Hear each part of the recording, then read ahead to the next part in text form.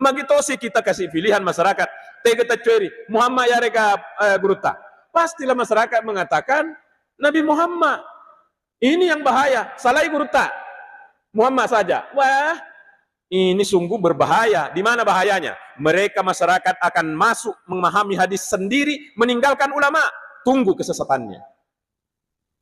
Yang benar adalah sebutkan pendapat-pendapat pendeta. Ini Bapak Ibu.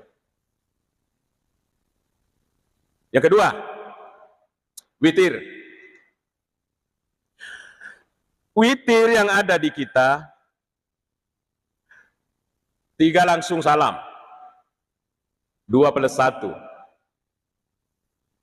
Ada satu lagi yang tidak pernah dipatrik masyarakat kita. Apa itu? Persis salat maghrib. 2 tahiyat, napa makadeki tatong